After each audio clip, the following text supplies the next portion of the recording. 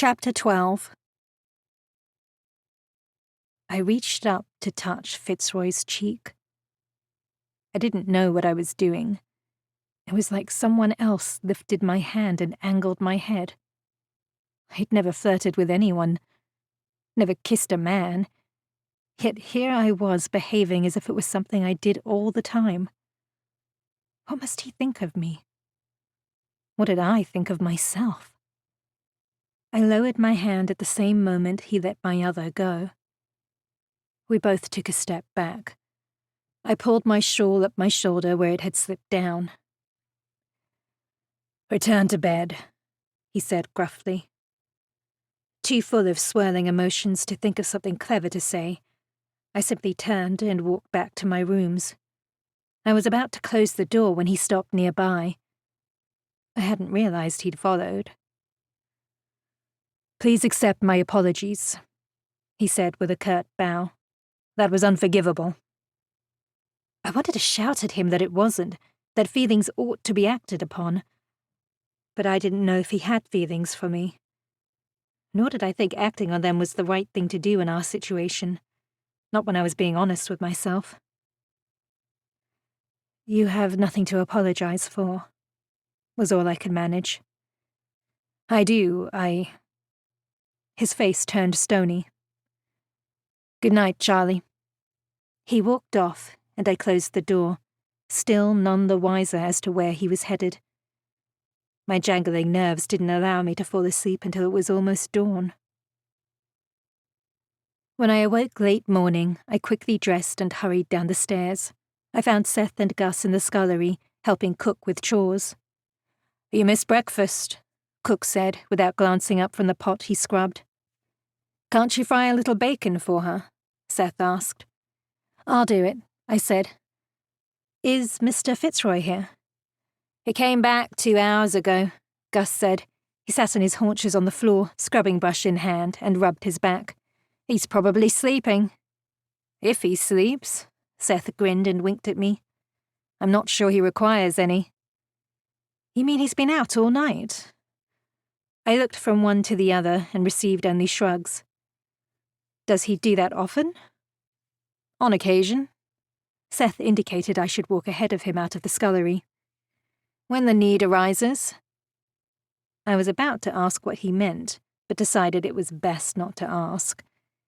He might mean the sort of needs only a woman could satisfy. He followed me into the kitchen and showed me where Cook kept the pan and bacon. I wasn't overly familiar with cooking, but Seth taught me how to add more coal to the range, although it was still hot enough for my needs.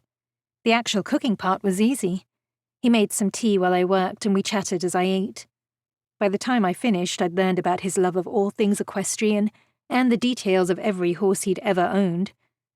I learned nothing about himself or his family, except that they must have been wealthy to afford all those horses. My father had not owned one. "Good morning." Fitzroy's sudden appearance caught me by surprise. As usual, I'd not heard him approach. "Did you sleep well?" "Abominably," I said. "I hear you didn't sleep at all." He unwrapped the bacon I'd carefully rewrapped and placed 2 rashers in the pan I'd used. "I managed a little." I was diverted from my own food by the sight of a gentleman cooking his own breakfast. I supposed in a household without servants, he occasionally had to do things for himself. When he finished, he tipped the bacon onto a plate and accepted a cup of tea from Seth. He sat opposite me and ate. "Did you find him, sir?" Seth asked. "Yes, but I lost him again." "Again?" Fitzroy's sharp glare pinned Seth for a brief moment before releasing him. He continued to eat, but the air in the kitchen had become chilly, despite the heat thrown out from the range. "You were looking for Frankenstein last night." My words came out in a rush, followed by a bubble of laughter. Fitzroy watched me from beneath lowered lashes while continuing to eat. Seth shrugged.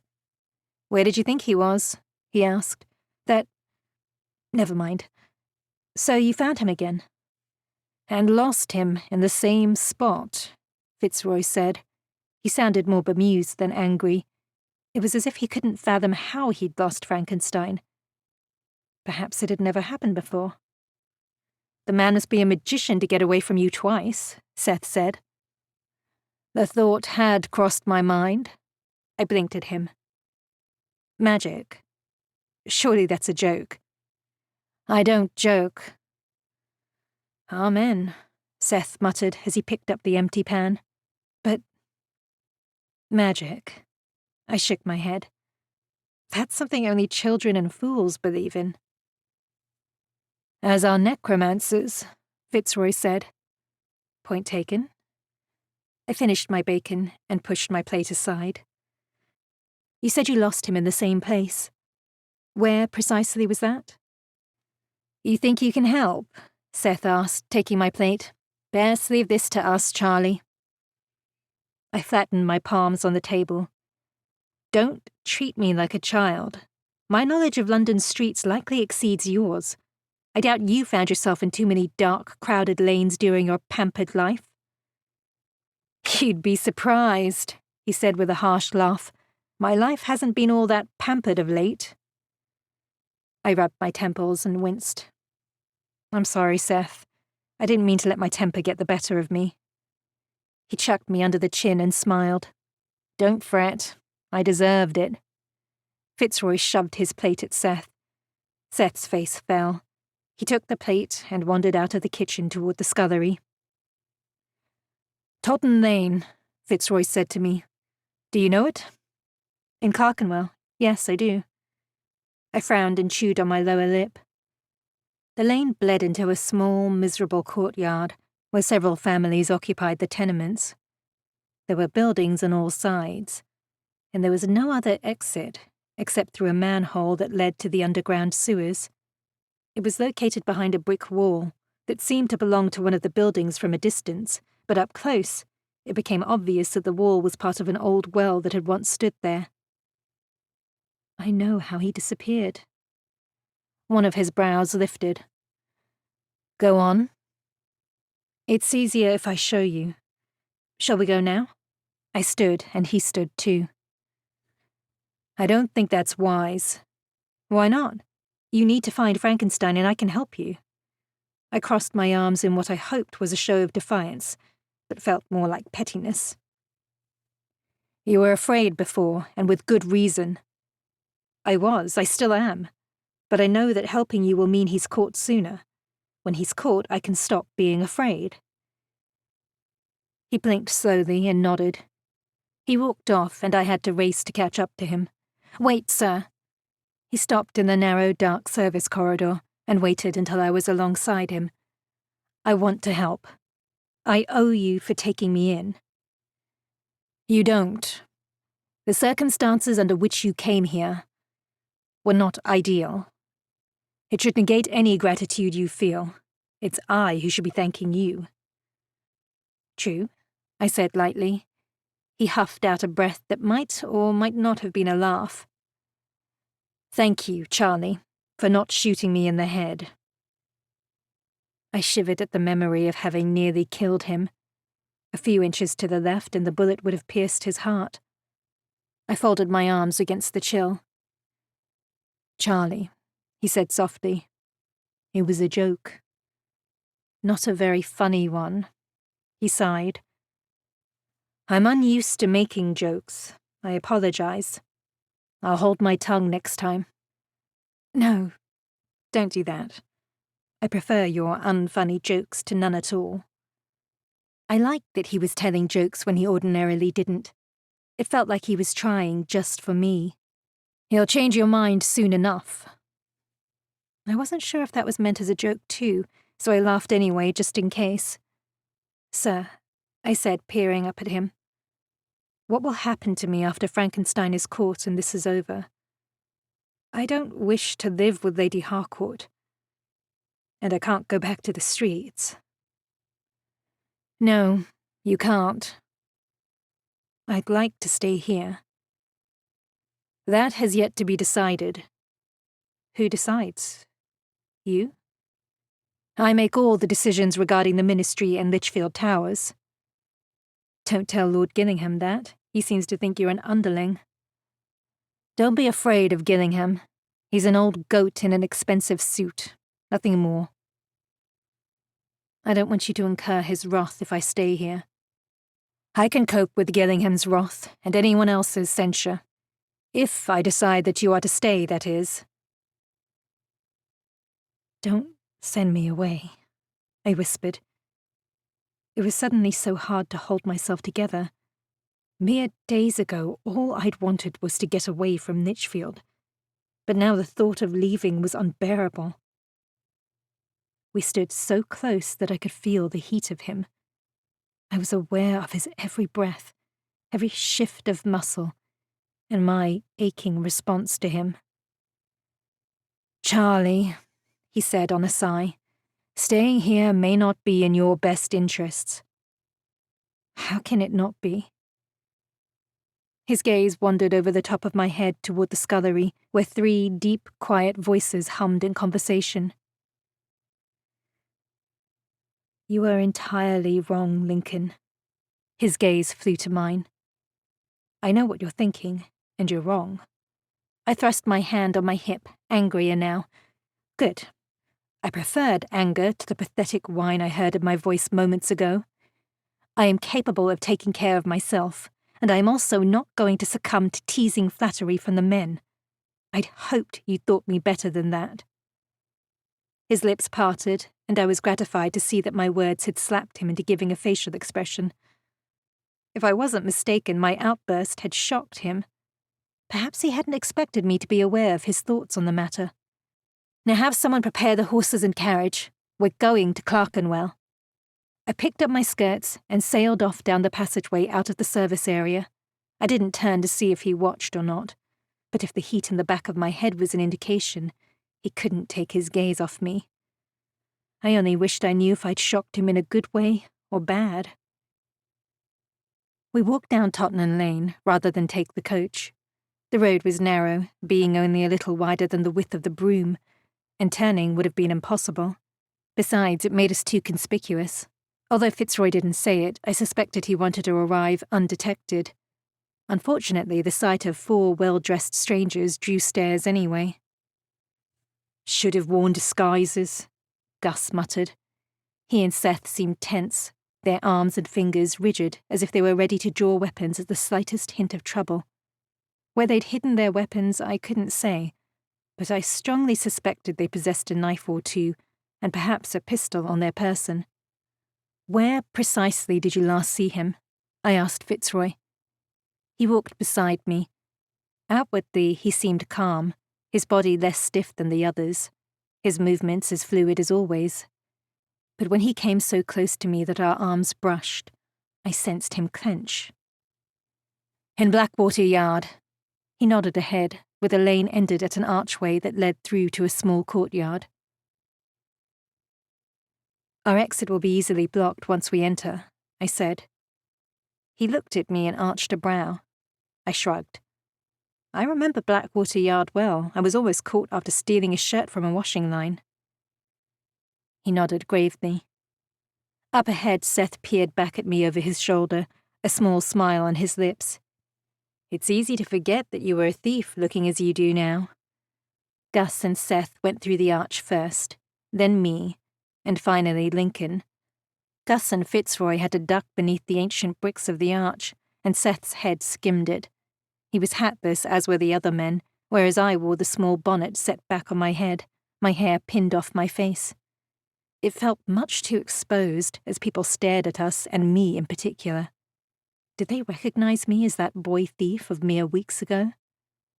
A group of children stopped their game of tag and watched us through wary eyes. Washing strung from lines between buildings flapped overhead.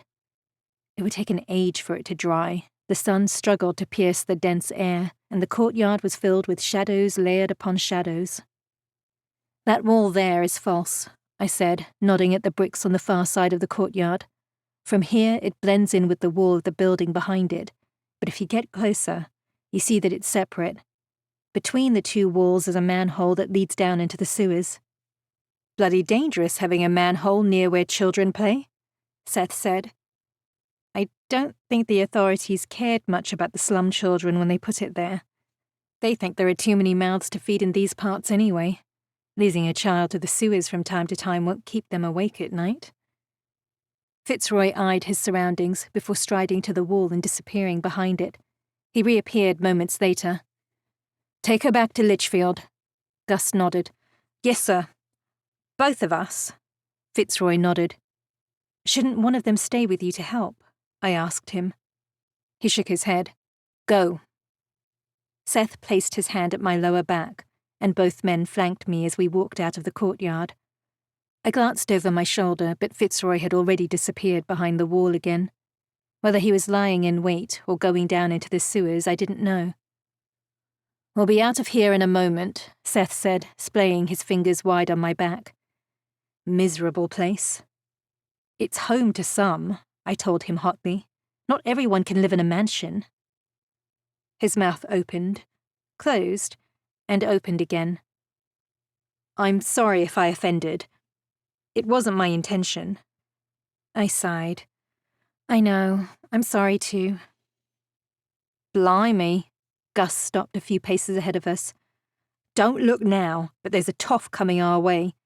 You don't think it's—" "It is," I muttered. "Frankenstein." I recognized the slim man with the short whiskers and the grey suit. His gaze settled on us, and he slowed, just as we did. He'd never laid eyes on me before, and he couldn't know what Charlotte Holloway looked like, yet my instincts screamed at me to run. Seth and Gus fell into step alongside me. Did they sense my anxiety? Seth took my hand and placed it on his arm, then folded his own hand over the top, trapping me. If we were in Hyde Park, we would have looked like any other couple taking a stroll on a warm summer's day. But no well-dressed couple strolled through filthy lanes of Clerkenwell for entertainment. I tried not to look directly at Frankenstein as he passed, but I couldn't help myself peering through my lowered lashes. He touched the brim of his hat, but neither Seth nor Gus offered a greeting in return. Later, I wondered if that had tipped him off. I breathed out a long breath as he passed us by, but another caught in my throat when he called out, "Miss Holloway!" My heart stopped dead. How did he know? Seth shoved me behind him and I stumbled into the wall. I whipped around, gathering my skirts at the same time, but I lowered them again when I spotted Frankenstein backing up, hands above his head. My two protectors aimed pistols at him. "Miss Holloway," he said, eyeing the pistols. "Charlotte, I know it's you." "You don't know me," I said. "I saw a photograph of you at the Holloway residence. You were younger, but you haven't changed so much that you're unrecognizable." "I'm not going with you." "Please listen to me before you make that decision." Seth straightened his arm and aimed the pistol at Frankenstein's temple. "Don't speak." "I must. Charlotte, these people have lied to you about me. They've made you afraid of me when it is them you should fear." "Shut your mouth!" Gus shouted. Frankenstein swallowed heavily and directed his gaze at me. He had bright blue eyes, and where his jaw had been hard that day I'd seen him storming away from my father's house, it was now slack. He didn't appear in the least harmful, particularly as Seth and Gus were so much bigger. "Listen to me, Charlotte. Whatever these people have told you is false. Lies. They've been seeking out my secrets for some time now and wish to use my knowledge for their own gain." "I don't know what you're talking about," I said, chin up. "Good girl," Seth said. "Don't believe him. He's a liar and a murderer. I've not murdered anyone." Frankenstein took a step toward me, but Seth and Gus blocked his path. The doctor's lips curled in frustration. "It's not murder to put suffering, dying men out of their misery. Those poor souls were terminally ill. They were in pain. They begged me to end their suffering. You used their body parts." I covered my mouth and swallowed bile. It was one thing to hear of his deed second-hand. It was quite another to come face to face with such a monster. Yet he looked nothing like a monster. He looked like a normal gentleman. He was in earnest, yes, but I wasn't afraid of him. "Calthorne wasn't dying," Seth said. "Calthorne was a wicked man." Frankenstein spoke to me. His entire focus was directed at me. "He hurt his wife. He beat her daily. Not on her face where the bruises would be seen, but in the stomach and chest. She couldn't have children because of the beatings. He used the secrets he gained through his position as head of the nation's spy ring to bully and harm those weaker than himself. He was a cruel man, yet no court would have convicted him. He was above the law and he knew it. You tell me, Charlotte, if you think a man like that ought to get away with his crimes. Perhaps I acted rashly and should not have killed him for his wife's sake, but I am not always a rational man when I am riled, and that man did rile me. You took his brain. I found another use for it, but that's not why I killed him. He slowly pressed his hands together above his head, then lowered them. I have begged God's forgiveness every day, and I know I will be punished for my sins in the afterlife. But while I live, I can do good here. My experiments are not to be feared. I have done England a service by creating new life, superior life. Once the bodies have spirits, you'll see them for what they are, Charlotte. Wonderful, amazing humans who deserve to live. I screwed up my face, unable to hide my disgust. Did he think that I would believe he was doing something good for the country? For humankind? He was mad. They are abominations. They're not humans, they're monsters. They are no more an abomination than me or you. We are all made one way or another. Have you yourself not been called an abomination by the very man you thought was your father?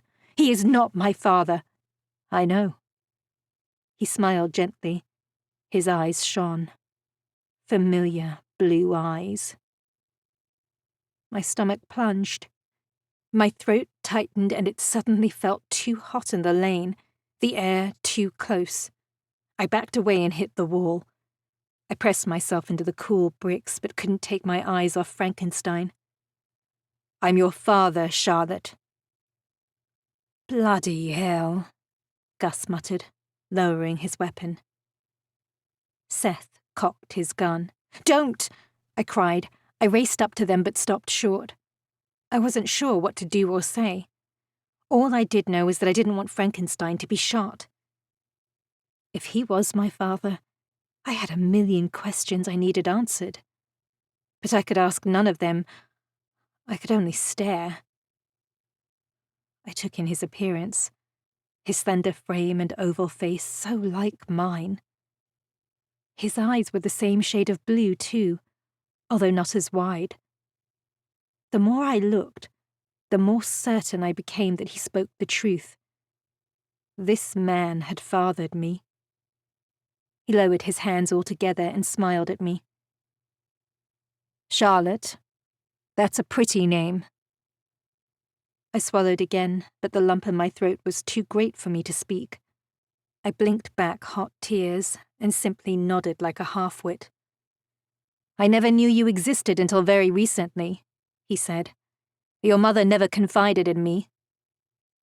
Who? I managed to whisper. A kind, gentle woman. Her name was Ellen, and I'd like to tell you all about her. I nodded. I wanted that too. But you have to come with me. Together we'll find out what happened to her. Yes? My tears hovered on my eyelids. One blink and they would spill.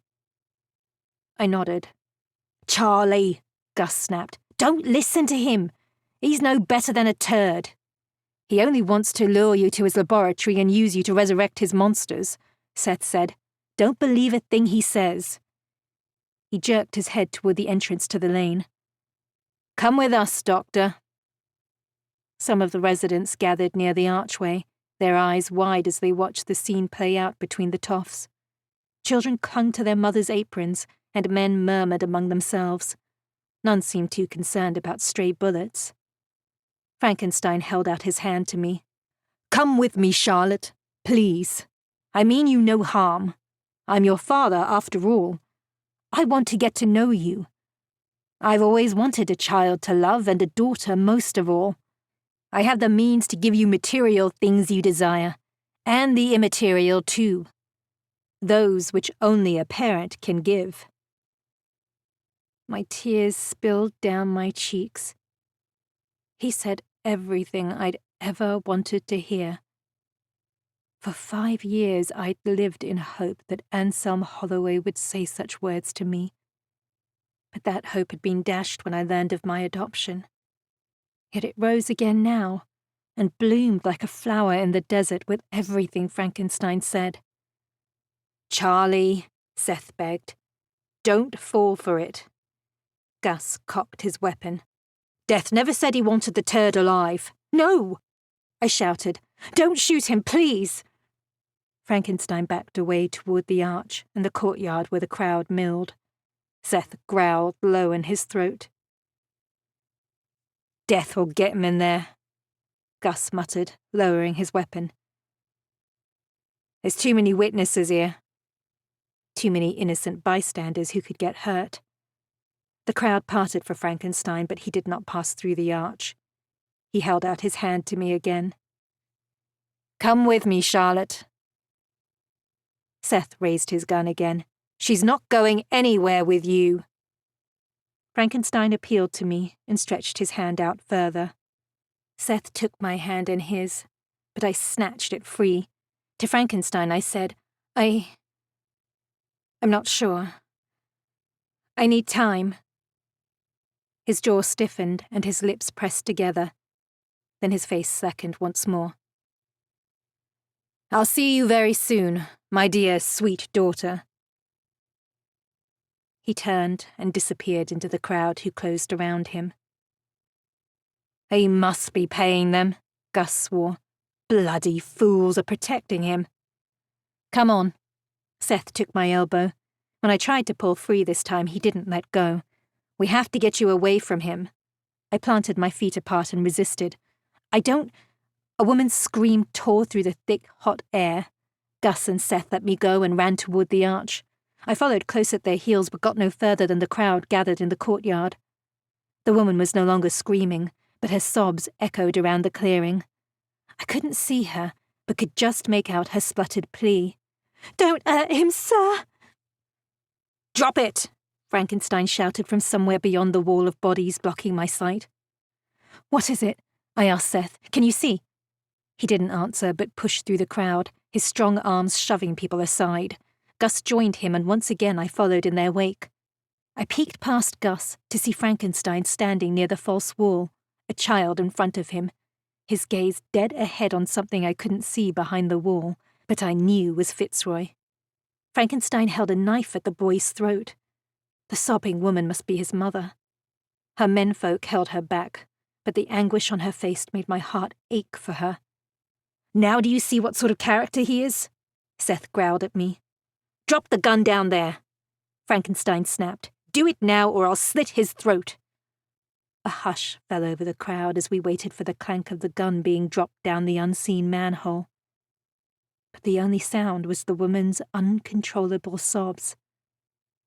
Frankenstein's arm tensed, and the boy cried out in pain as the blade bit into his neck. I was about to open my mouth to scream at Fitzroy to do it when Seth's hand clamped over it. He jerked me against his chest, blocking my view. "Quiet, Charlie," he hissed. "If he knows you're here, he'll use the boy to force you to go with him." Perhaps I could force an exchange. The boy's life for mine. "Do it!" the mother screamed before I'd made up my mind. The distant splash of something hitting water was a relief to hear. The crowd seemed to take a breath all at once. "Get away from the hole!" The edge in Frankenstein's voice wasn't quite as harsh anymore. I pushed free of Seth's hard embrace and peered past him. Frankenstein moved toward the manhole behind the wall, the child still locked in his arm with a knife to his throat. As he disappeared behind the wall, Fitzroy reappeared. He did not have his hands raised, but his intense focus zeroed in on Frankenstein. "Let him go!" shouted one of the men holding back the sobbing mother. Everything seemed to happen at once.